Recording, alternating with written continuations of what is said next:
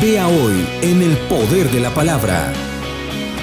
Nosotros somos capaces de poner lo poco en las manos de Dios y Dios se encargará de multiplicarlo y hacerlo grande.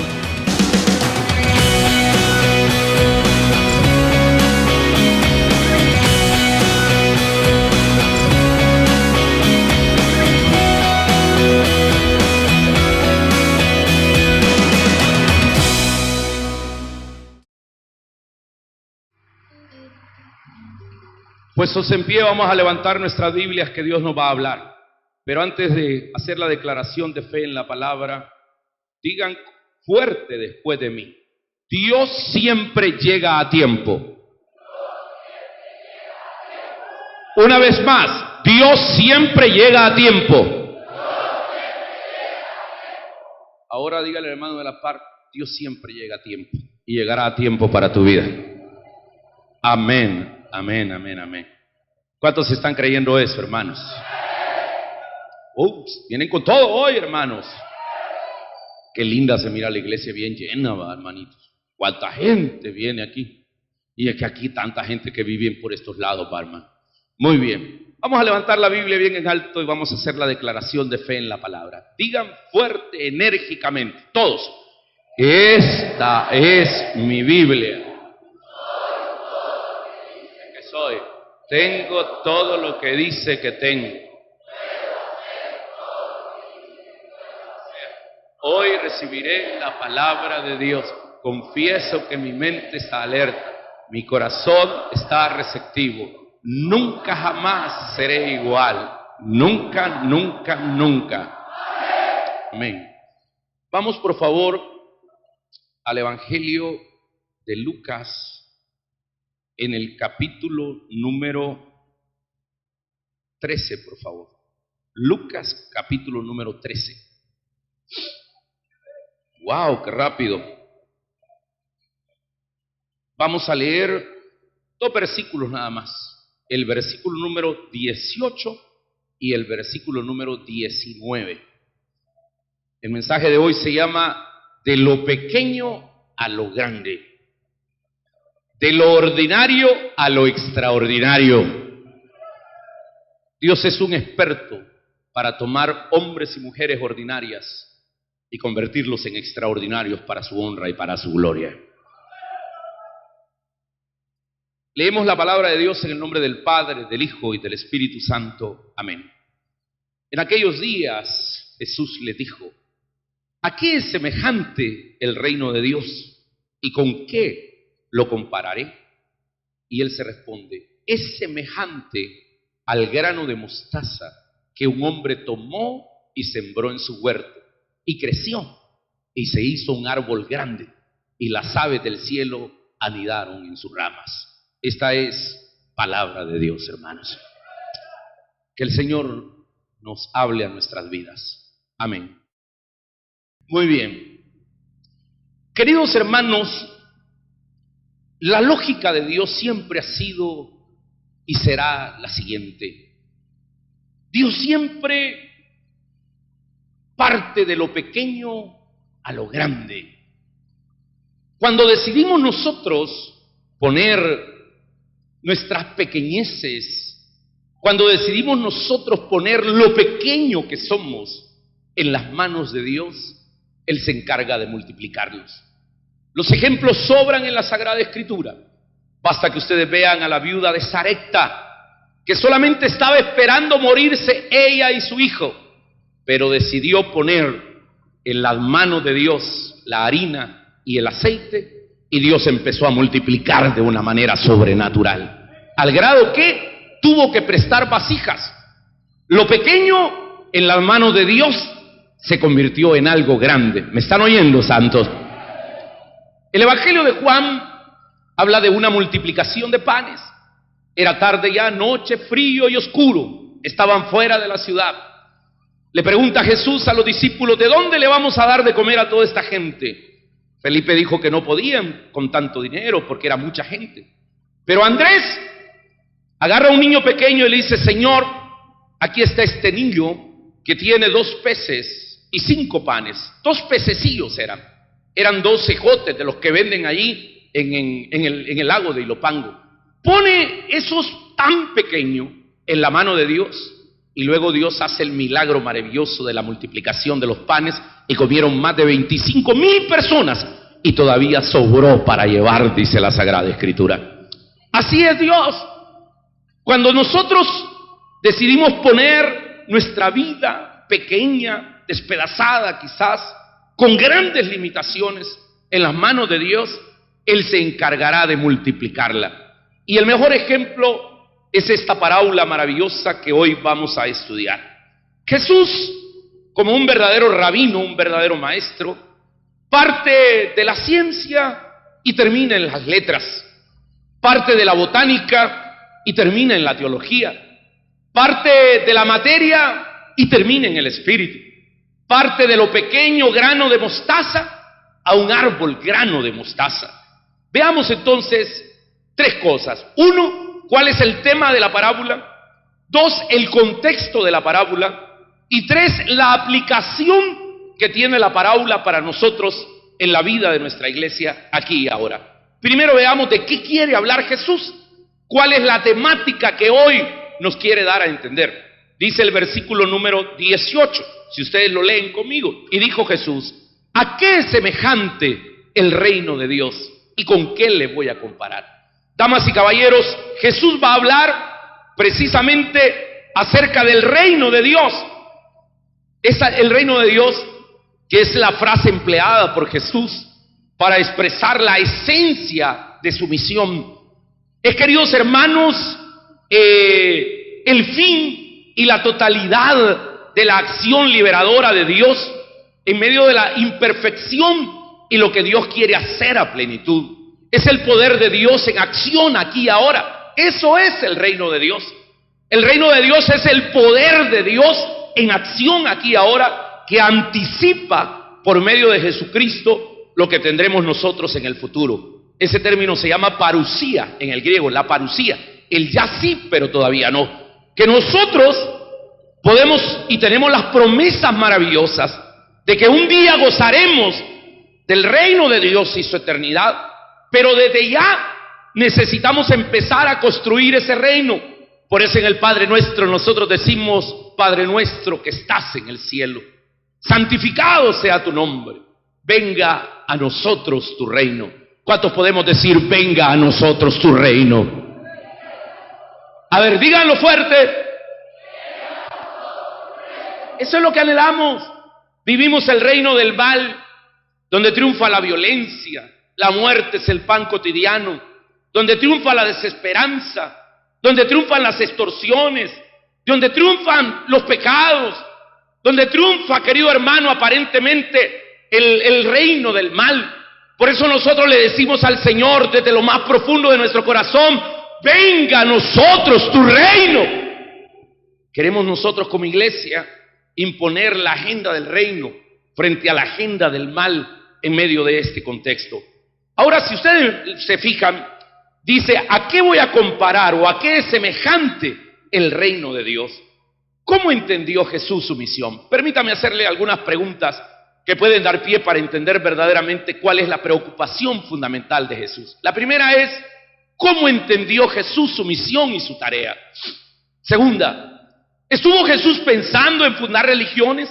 Cuando vino a este mundo, ¿estaban pensando en venir a fundar una religión? Otra pregunta: ¿estuvo Jesús pensando en fundar una iglesia? Otra pregunta: ¿creó Jesús una especie de derecho canónico o ley para la iglesia que sea el proceder que vamos a tener? ¿Estaba Jesús pensando en la creación de estatutos, de reglamentos o de normativas eclesiásticas como la mejor traducción de su palabra y de su obra? ¿O estaba Jesús pensando en hacer un mundo diferente, un mundo nuevo, un mundo que reflejara el amor del Padre? ¿En qué estaba pensando Jesús? Queridos hermanos, sin duda alguna, el pensamiento de Jesús siempre ha sido y siempre será instaurar el reino de Dios. El reino de Dios y los signos de su presencia constituyen el centro de la actividad de Jesús. No estaba pensando en venir a fundar ninguna religión, ni siquiera a impulsar el judaísmo, él siendo judío. El reino de Dios y sus signos y los signos de su presencia constituyen en esencia la presencia de Jesús en medio de la actividad. Por lo tanto, no es la ley, no es ni siquiera su propia persona, ni tan siquiera Dios mismo, sino que, hermanos, el resumen de lo que presenta Jesús es el reino de Dios. Así lo dice el evangelista Marcos en el capítulo 1, versículo 14, cuando dice: el tiempo se ha cumplido y el reino de Dios se ha acercado. Convertidos y creed en la buena nueva. ¿Me están oyendo, santos? Por eso nosotros, la labor nuestra no debe ser nunca ganar prosélitos, nunca debe ser promover una religión, nunca debe ser promover una iglesia, nunca debe ser promover una persona. Por eso no tenemos papa nosotros, por eso no tenemos santos, porque todos somos santos. Hermanos lindos, la misión y la esencia de la iglesia es instaurar el reino de Dios en medio de este mundo. ¿Me están oyendo, santos? Ahora, ¿qué características tiene ese reino? Y ahí quiero que veamos el contexto de la parábola. Mire lo que dice después, versículo 19. El reino de Dios es semejante a un grano de mostaza. Digan conmigo, un grano de mostaza, que un hombre tomó y sembró en su huerto, y creció y se hizo un árbol grande, y las aves del cielo anidaron en sus ramas. Damas y caballeros, aquí hay una expresión del grano de mostaza. Yo no sé si alguna vez ustedes han visto un grano de mostaza. Es más o menos como del tamaño de la cabecita de un alfiler. Es pequeño. Algunos dicen que mide 1 milímetro o 1,5 milímetros. Es una de las semillas más pequeñas que el hombre puede tener en la humanidad, pero que tiene unas características maravillosas.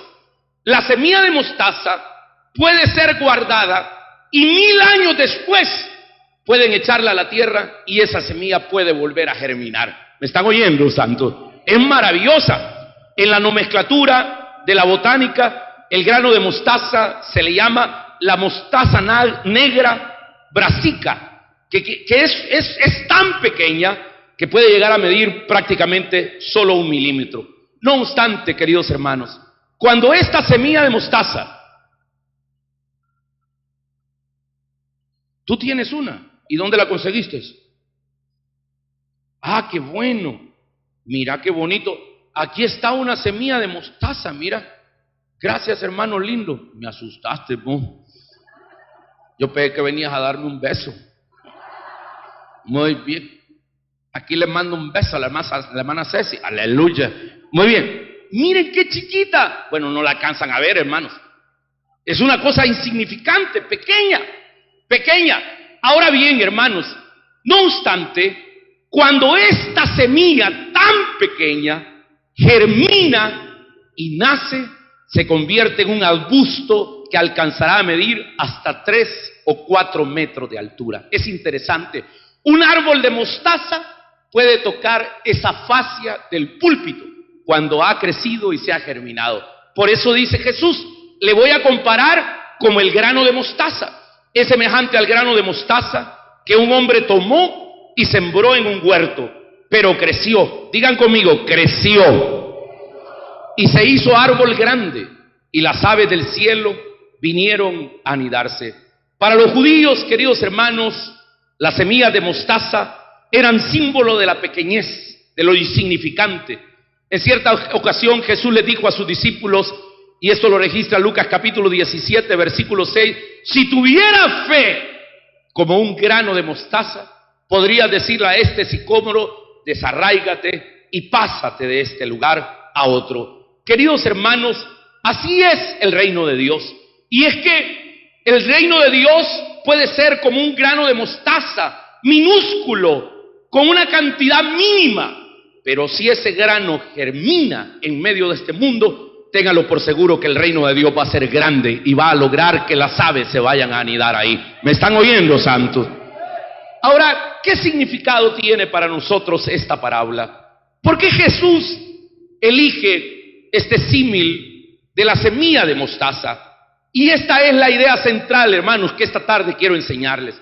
Dios elige las realidades más humildes para hacer sus designios de grandeza.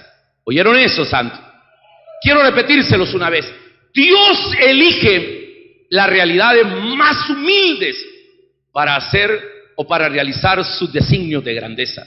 Precisamente en la carta a los Corintios, en el capítulo número 1, hay una expresión donde el apóstol Pablo dice que lo necio del mundo escogió Dios para avergonzar a los sabios, y lo débil del mundo escogió Dios para avergonzar a lo fuerte. ¿Me están oyendo, santos? Es decir, Dios es un experto para hacer de lo pequeño algo grande, para hacer de lo ordinario algo extraordinario. Ese es el Dios al cual nosotros servimos, hermanos. Ahora bien, aquí también hay otra idea que nosotros deberíamos de reflexionar, y es que el reino de Dios se caracteriza por partir de comienzos verdaderamente minúsculos, que son verdaderamente minúsculos, y se pone en marcha todo un proceso de crecimiento que lo transforma en uno de los fenómenos más espectaculares de la historia de la humanidad. Así surgió el Evangelio. En el mundo habemos más de 300.000 millones de cristianos, ya sea católicos o evangélicos, anglicanos. ¿Pero por qué? Por un grupo de 12 hombres, campesinos, pescadores, iletrados, quemados por el sol. Pero esos hombres, Dios los instruyó para que ahora nosotros conociéramos el Evangelio, y gracias al Señor porque lo conocemos. Cuando dice la Biblia lo vil del mundo, lo necio escogió Dios, damas y caballeros, está hablando de que Dios no está interesado en cosas grandes. Dios no está interesado en venir, qué sé yo, a instalarse en el palacio del rey Herodes. Dios no vino a instalarse en el templo y en toda su majestad. Él vino a nacer en un pesebre, porque siempre allí en la periferia, siempre en lo pequeño, Dios quiere hacer cosas grandes. ¿Saben por qué? Para que nadie le robe la honra y la gloria a Él, para que Él sea el único que se lleve toda la honra y la gloria. ¿Me están oyendo, hermanos? Es decir, ¿quiénes fueron los primeros que ganó Jesús? ¿Quiénes fueron sus primeros discípulos? Es prostitutas, avaros, recaudadores de impuestos, toscos, pescadores. Ese tipo de personas iban a constituir la gloria de Dios. Damas y caballeros, Jesús renuncia a la grandeza, porque no es allí donde nacía el reino de Dios. O sea, en el reino de Dios, los más débiles, los parias, los marginados de la sociedad tienen cabida. Por eso nosotros estamos aquí. En el reino de Dios, hermanos, no están excluidos nadie. Diga conmigo, en el reino de Dios no hay nadie excluido. No hay nadie, ni los niños, ni los pobres, ni los cojos, ni los lisiados, ni los sordos, ni los ciegos, ni los cautivos, ni los publicanos, ni los samaritanos, ni las prostitutas, ni los ladrones, ni los paganos, ni los desgraciados, ni los pecadores. En el reino de Dios todos caben, porque la gracia de Dios no se ha cortado para el género humano, hermanos. Aleluya. Y por eso es que cabemos nosotros. Su pastor que está aquí al frente es un ejemplo de eso. ¿Cómo Dios se fijó en un pequeño grano de mostaza para poder serle útil para su obra? Damas y caballeros, hace poco yo viví en los Estados Unidos, vagaba taciturno por las calles de San Francisco en busca de dirección, en busca de amigos. Me refugiaba en vicios, me refugiaba en otras cosas, pero Dios vio ese grano de mostaza que lo podría sembrar, y no para mi honra ni para la honra de nadie, porque aquí debe de estar claro que el Señor es el único que se debe llevar toda la honra y la gloria. Pero miren lo que Dios hizo con ese grano de mostaza, lo sembró, y ese es un árbol ahora que está bendiciendo a mucha gente bajo la cobija del TAI. Dios ha sido bueno con nosotros, hermanos. Dios escogió lo que no era para avergonzar a lo que es. Dios escogió lo débil, lo necio, lo menospreciado, lo pequeño, lo marginado, lo pecador, lo vicioso. Ese es el Dios que nos ha elegido a nosotros. ¿Para qué? Para que nosotros podamos ser de bendición para la vida. ¿Qué aplicación tiene esta parábola? 3 cosas hay que decir. La primera es que la semilla del reino de Dios está sembrada ya en cada uno de nosotros. ¿Oyeron eso, hermanos? En nosotros está sembrada la semilla. Lucas 17:21 dice: he ahí, porque he aquí que el reino de Dios está entre vosotros. Usted es depositario del reino de Dios. Debemos tener mentalidad de reino.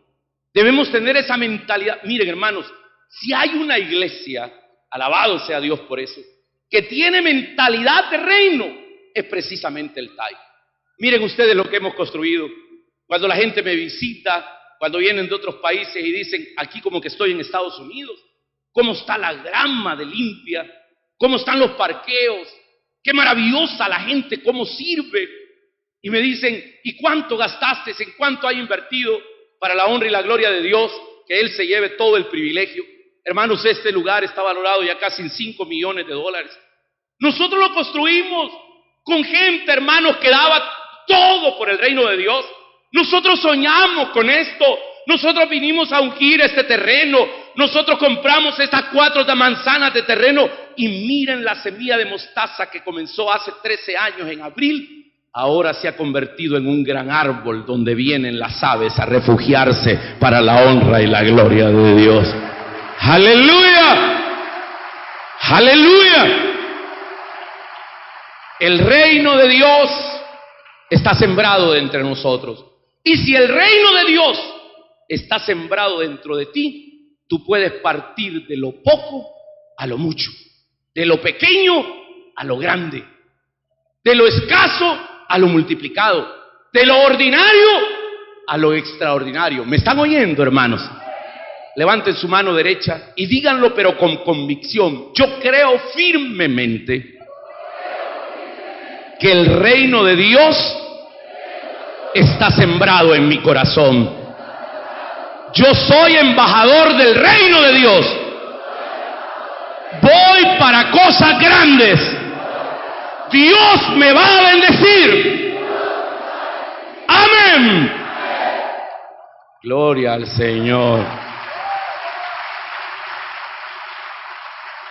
Toque con el codo al de la par y dígale, hermano, trátame bien, porque yo voy a ser bendecido por Dios. Y puedo llegar a ser tu jefe. Y después yo puedo bendecirte más adelante. ¿Están oyendo, hermanos? Mire cómo es la vida, hermanos, así es. Mucha gente que en el pasado a mí me criticaba, me insultaba, me marginaban, ahora están pidiendo cita para hablar conmigo. Y no es porque yo sea la gran cosa, sino por lo que represento, porque el reino de Dios está sembrado en mí. Por eso es que ministros, por eso es que gobernantes quieren hablar conmigo. Pastor, deme una audiencia, una cita. Pastor, lo invito a comer. Y no es que sea yo el importante, no, es que el reino de Dios está sembrado dentro de nosotros. ¿Me están oyendo, hermanos? Segunda aplicación que vamos a hacer con respecto a esta parábola. La segunda aplicación tiene que ver que la parábola explica que el reino de Dios está en las cosas pequeñas y humildes. No procede de un árbol grande ya existente, sino de una semilla mínima, insignificante, algo totalmente nuevo. Así es el reino de Dios. El reino de Dios comienza con las cosas pequeñas, con las cosas humildes. Por eso es que nosotros como cristianos una de las características que debemos tener es precisamente el ser humildes con todo el mundo, porque ahí ha comenzado el reino de Dios. Y tercero, el reino de Dios no consiste en ser alto y en ser prestigioso. Vivimos en una sociedad, queridos hermanos, en la que el prestigio, el contar, el ser influyentes, el tener dinero, el tener poder, desde el punto de vista humano, o el realizar obras grandiosas, se consideran como signos importantes de grandeza. Pero en el reino de Dios no es así. El reino de Dios, queridos hermanos, no consiste en ser alto ni prestigioso, consiste en saberle creer a Dios. ¿Oyeron eso? Y aquí viene una aplicación que quiero que agarren esta tarde. Si el reino de Dios está sembrado en nosotros, si nosotros tenemos esa semilla, nosotros somos capaces de poner lo poco en las manos de Dios, y Dios se encargará de multiplicarlo y hacerlo grande. Usted tiene talentos, usted tiene como del grano de mostaza pequeñas cosas para poderle servir a Dios. Pero si las pone en las manos de Dios, Dios le va a bendecir. Miren, hermanos, quizá les voy a poner un ejemplo ahora de mi esposa. Mi esposa, cuando yo la conocí, estaba estudiando medicina, iba a estudiar para doctora. Y yo descubrí por qué le gustaba medicina.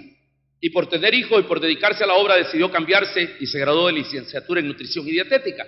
Y yo le pregunté, ¿por qué? Y es que ella no es una mujer extrovertida, sino que ella disfruta estar viendo un paciente. Ella disfruta un consultorio, así en particular. O sea, era una mujer que cuando yo le daba clases, porque era alumna mía, yo dije, esta chelita me la voy a robar. Entonces, todavía no me lo perdona don Lacho. Entonces, pero ya es libre. Entonces, el punto es que cuando yo vi a esa chelita, hermanos, cuando le pasaban a exponer, a leer pasaban. Nunca podía hablar en público. Y hermanos lindos, ¿cómo ha sido cuando Dios quiere utilizar una semilla de mostaza en el reino de Dios? Esa mujer, un día vino Frank Campos, nos ungió con aceite y nos bañó por completo. Y yo recordaba que le decía a la pastora, pastora, usted será una mujer poderosa en obras, milagros y prodigios. Usted le va a predicar a las mujeres, usted va a ser una mujer grande en el reino de Dios. Y yo en mi mente decía, ¿y de quién está hablando? Entonces, pero claro, porque era una pequeña semilla de mostaza. Y ahora vemos a la pastora que de las más de 30,000 mujeres que han ido a un encuentro, le tienen un aprecio especial a esa mujer, porque Dios la ha utilizado grandemente para su obra de Dios. Nació en algo pequeño, pero que puesto en las manos de Dios, se puede hacer grande. ¿Están oyendo, hermanos? Nació en algo pequeño, pero que puesto en las manos de Dios, puede llegar a convertirse en algo grande. Quizás ahora mismo tú estás diciendo, pastor, yo estoy destrozado, estoy en bancarrota, yo estoy ahora pasando por una enfermedad, me siento sin rumbo y sin dirección, he perdido la amistad con Dios, he perdido mi comunión con el Señor, ya no tengo ese primer amor que yo siempre viví. ¿Cómo puedo hacer? Hermano, póngase en las manos de Dios. Y esa pequeña semilla de mostaza, Dios se encargará de multiplicarla. ¿Sabes qué, querido hermano? No estás por casualidad en este lugar, hermanita linda. Dios te ha traído acá para decirte que Él llegará a tiempo. Él nunca llega más tarde, Él nunca llega más temprano. Él llegará a tiempo. Dios siempre llega a tiempo. Dios siempre llega a tiempo. Y este es el tiempo de Dios para tu vida. ¿Están oyendo? Griten 3 veces: Dios siempre llega a tiempo.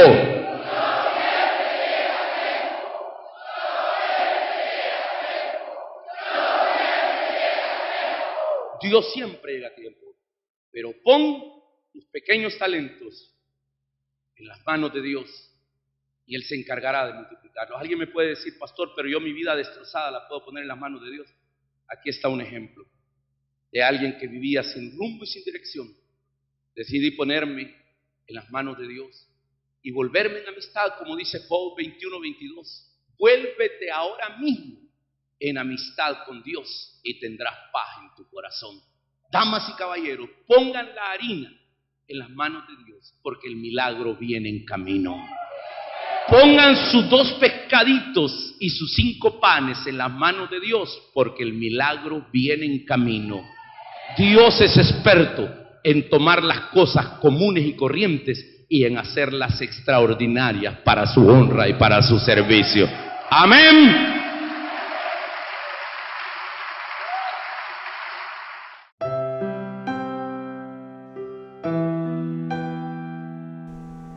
Hoy es el momento de hacer un alto y colocar los ojos al cielo. Hoy te invito a que entregues tu vida a Jesucristo.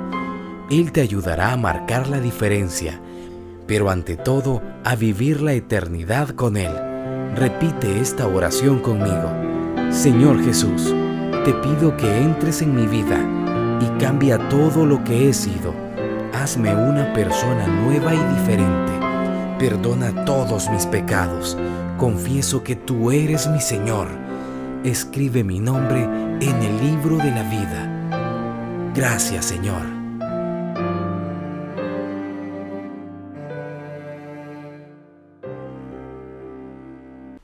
Gracias por compartir un tiempo de edificación con el pastor Carlos Rivas en su programa El Poder de la Palabra, dedicado a transmitir principios bíblicos y devolver los valores morales de Dios a nuestra sociedad. Si desea una copia del programa de hoy en audio o video, solicítelo por teléfono al 2233-7777, haciendo referencia al número que aparece en el desarrollo de esta conferencia.